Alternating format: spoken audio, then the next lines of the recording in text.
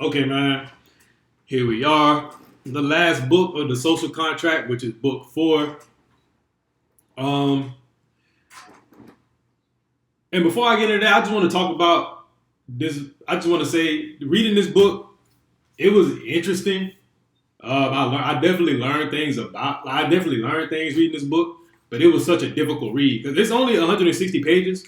But it took me so long to read it because the English he uses is just so old and like all the not the contractions, but it just like it's a lot of run-on sentences and like the way the sentences are structured. It's like it's kind of hard to follow. So it's kind of like you got to go back and read it like over and like make sure you understand what he's saying, make sure you know which part of the sentence refer to what. But I definitely learned some stuff. So let's get into it. So part 1 of the book 4 is titled "The General Will." And the only thing I wrote from this was a point. He says, "Nothing goes wrong with the general will, but at some point by each man it becomes subordinate to the particular wills." Basically meaning at some point people just start to get selfish, and the whole point of the general will is that people are voting for what they feel like is in the best interest of the people as a whole. And at some point people just start being selfish in, what they are wanting for, people. Like they start wanting what's best for them instead of what's best for the people. So part 2 is titled "Voting." He talks about how voting should take place. So he says, "Long debates and dissensions proclaim a sentency of the decline of the state." Basically, when people are arguing a lot, taking a long time to make decisions on things, the state is at a downfall. He also says, "To decide that the son of a slave is born a slave is to decide that he is not man," because his whole thing is to be in any type of arrangement, you have to agree to be in that type of in that arrangement. And if you don't give somebody a choice to do that, you're basically saying they're not a person because a person has that right to decide. Next, he says, when a law is proposed, people aren't being asked if they accept or reject the law, but if the law is in the general will, which is their will. So when you're voting on the law, you're basically saying, yes, we do or don't want it, or yes, it fits what's best for the people or not. Not if I actually specifically like or dislike the law proposed, which is kind of like a hard distinction to make because when you think about it, when you vote for something, you think about if you want it or not, or if you like it or not. But I don't know. I'm gonna have to think on that one a little bit more to like really dig into like the difference between those two things. Then he says there's 2 rules for voting. The first being the more important the question, the greater the need for unanimity. Unanimity. Basically, the more important the thing being talked about, the more important it is for it to have the majority of people agree on it. And the second rule being the quicker a decision need be made, the smaller the number and difference of votes is allowed. So if we got to make a decision tomorrow, if it's only a difference of 1 vote, it don't matter. Like that 1 vote made the difference. We need to get this done. Type shit. So yeah.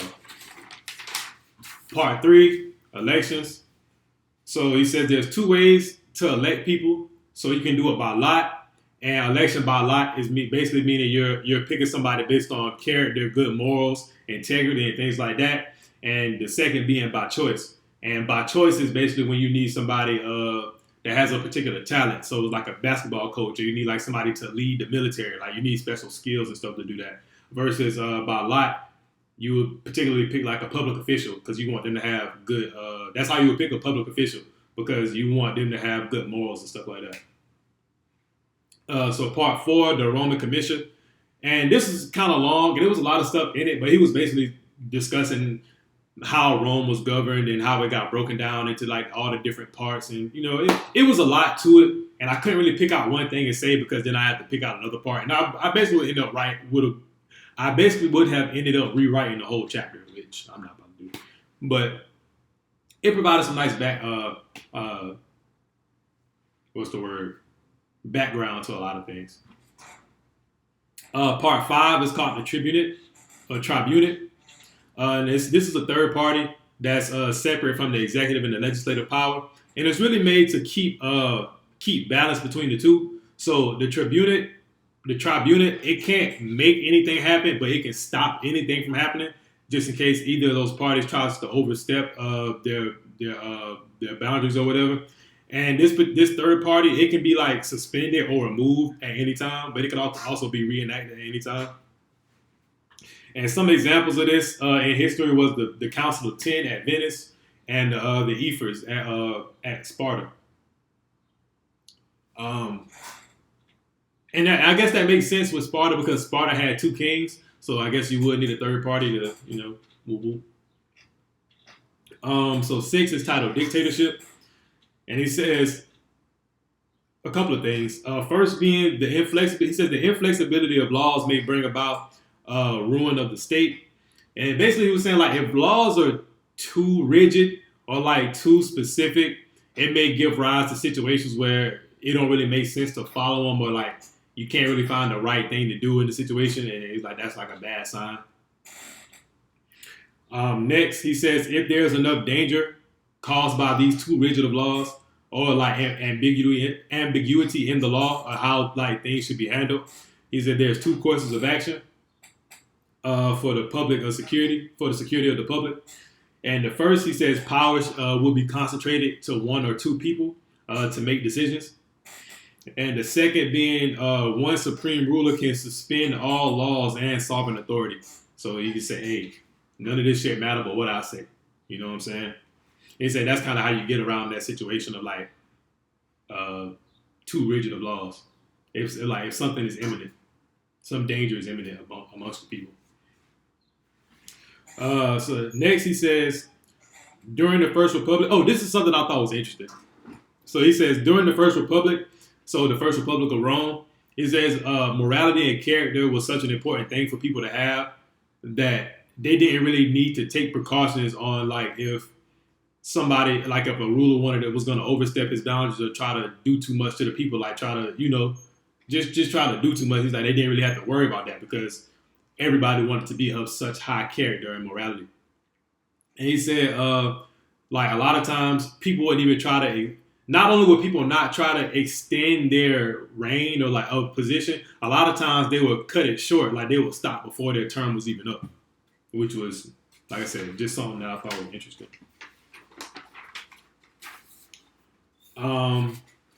Part 7 is called the censorship, and I wanted to write the first two paragraphs basically sum up everything else he was talking about. And I was going to read this off.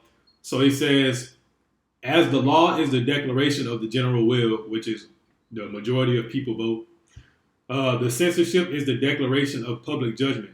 Public opinion is the form of law which the censor administers. And like the prince, which is the government, only applies to particular cases. The censorial tribunal, so far from being the arbiter, so like the third party, or not the third party, but the enabler, my fault, of the people's opinion, only declares it. And soon as the two-part company, its decisions are null and void. So that's censorship. And then the last part, well, there's really 9 parts, but the 9 part is just conclusion. There's not really nothing to say from that part. It's real short, it's like a paragraph or two. But part 8 is civil religion.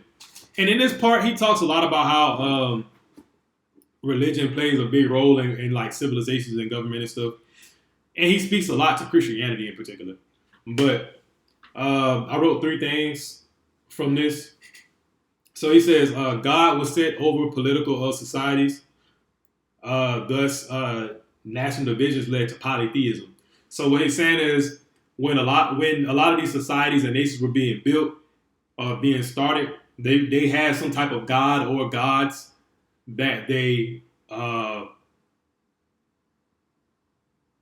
like set over them, I guess, or like set the basis of their society on. So naturally, like if you have these people over here and then you have these people over here, and they both have their own gods, then that's polytheism. That's where polytheism comes from, because if they separate, obviously they don't have the same one. They probably call them different things, have different customs or like prayer, like whatever it might be. That's where polytheism comes from. And he says the only way to convert people back then to your particular like religion was to defeat them and like enslave the people. And they said both sides. He said it's really because both sides would ask their God. So both sides would ask their God for victory, and then in the victory they would give them new altars, so new land and places to worship and stuff, which would be the land they would take from the other people. And this is kind of where paganism came from, because the Roman Empire got so big and there were so many different religions in there, and yeah, that's where paganism comes from, which I didn't know. So that is part 4, the social contract, Jean-Jacques Rousseau. Make sure y'all check out some of my other videos, man.